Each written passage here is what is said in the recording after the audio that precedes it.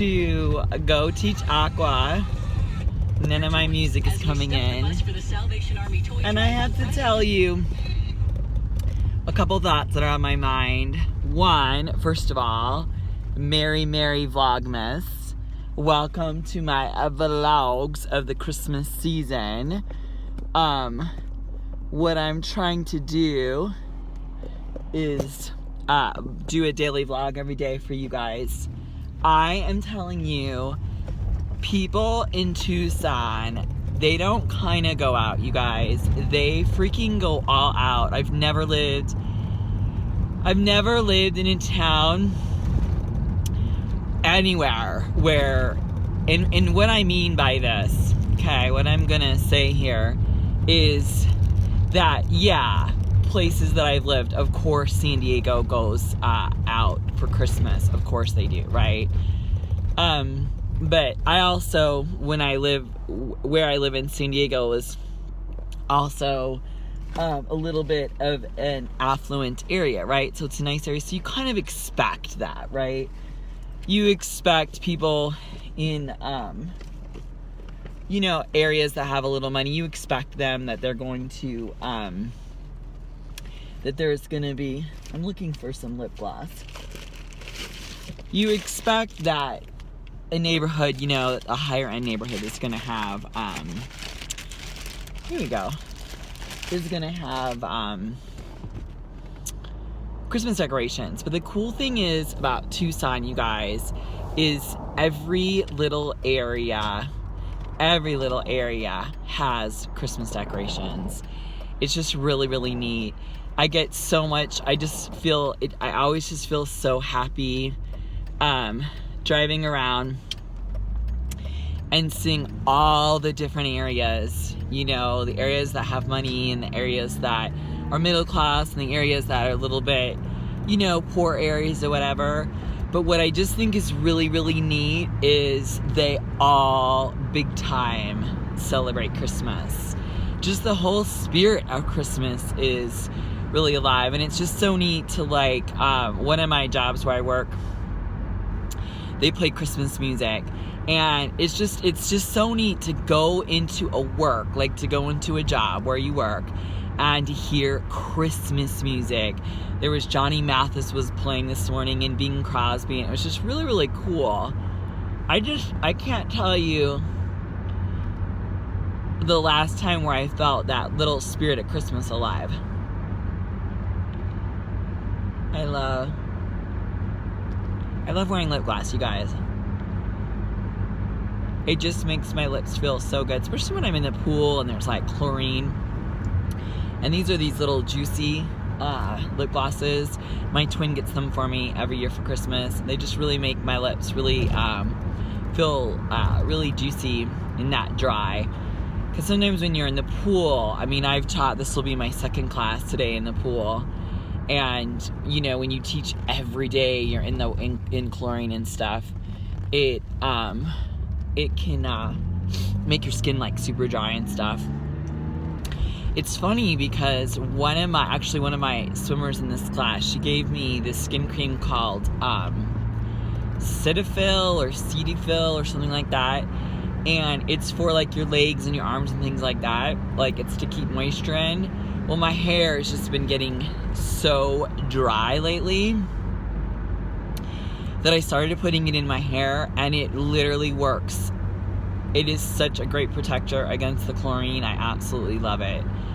But I don't know, gosh, I wish my camera would pick up lights and stuff like that. Maybe tonight Josh and I can go on a little drive and go and look at Christmas lights. He's been so busy writing a paper. He's got a really big, humongous speech that he had to do today, and then he's making comments on another speech, and then he's actually going to a really big conference, and I think it's moral responsibility this weekend. So he's really excited about that, though, because it's gonna be a pretty cool experience for him. I'm always sad because when he's so busy, I never get to see him, and he's been so busy writing. I'll tell you what, the thing of it is, if any of you guys are considering getting your PhD, or you have partners that are getting their PhD, I'll tell you what you have to do is you just have to realize for the next 5 years, and this PhD program is usually between 5 and 8 years, so it's a pretty intensive program.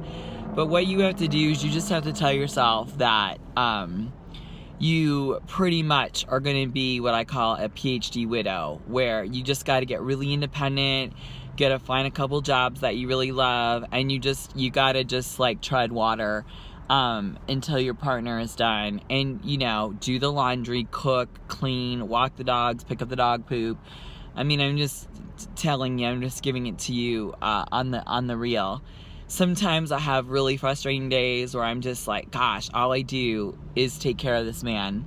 You know what I mean? It's just like, wash the towels, wash his underwear, wash his clothes, fold his clothes, get it ready. It's just kind of like, but at the same time, what I also have to realize is that my husband loves me so dearly and so beautifully, and I know that if the roles were reversed and it was me getting my PhD, that he would be doing the same thing. He's such a good man. He's just, to steal a Yiddish term, he's a mensch. He's just a really good man. And he's my best friend, and I got really, really, really lucky. There's nothing better than finding your best friend. So let me tell you, do not give up on that. Do not give up on that. Do not give up on finding your best friend. And, there's always going to be things in your relationship that you're going to have to work on. It's another human being. And I just think I'm so glad. Unfortunately, I was married before, and but I think he and I both just knew that it just wasn't a good fit. His desires and things that he liked were just so different than me. I'm still driving the same car I had. I got this car in 2000. And I think it'll be 18 this year. It'll actually, this time in December, it's actually going to be 18 years old, this car. And but he was always wanting me to get new cars and new things. I mean, I don't want to say anything bad about him, because there's also a lot of amazing, great things about my first husband. He was very kind and very gentle and very humble. He's a great martial artist. He's a great attorney. He's just a really good man. And he's married now. He has his whole little life, and I wish him all the best. I mean, he really is a good guy. But I learned a lot of things in that marriage. I learned a lot of things. I learned a lot of things that I want. I want someone to really love animals and not care if they're dirty, not care if they stink.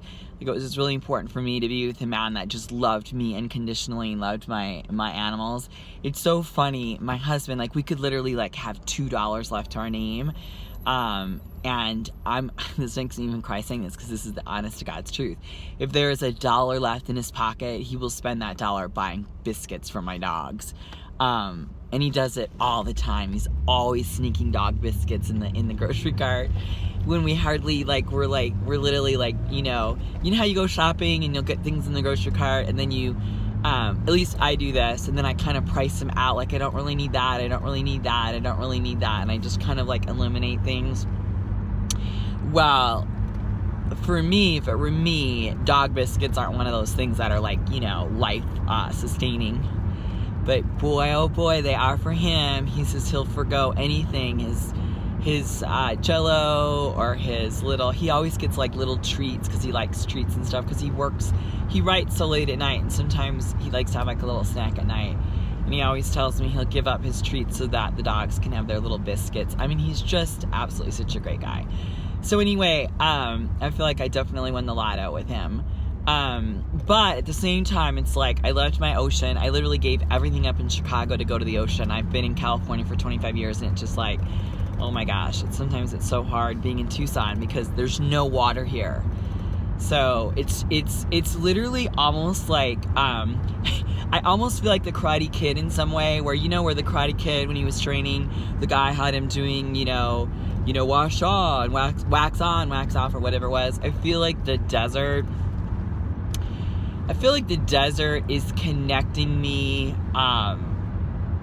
to so many different things, and so many different aspects of my personality that I would never, ever have chosen to probably experience or do. One of them is hiking. I love Torrey Pines. If you know Torrey Pines in Del Mar, that was my experience of hiking. But out here hiking is like a really big deal. The sunsets out here are the most beautiful sunsets I've ever experienced. The entire sky lights up.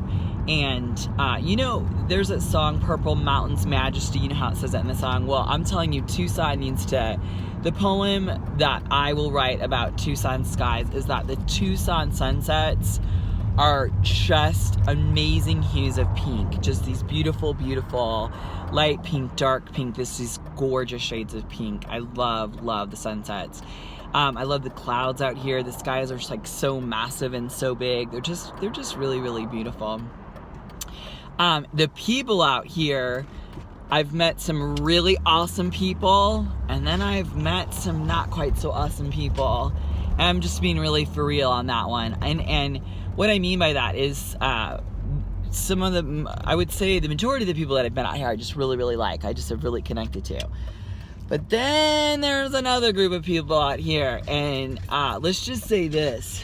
They are, probably because it is so deserty and so hot, maybe these people are a little bit more like isolated type personalities or something, where they're not quite maybe so social or something. I don't really know, but it's been that's definitely been a little bit of a challenge for me, especially those of you that know me. I'm just like a little light bulb. Like, I love to be really gregarious and outgoing and like super friendly with people. And Tucson is like one of those things, especially like if you go hiking, like in California, you'd be like, hey, what's going on? Or, you know, good job, it's so pretty out, or whatever.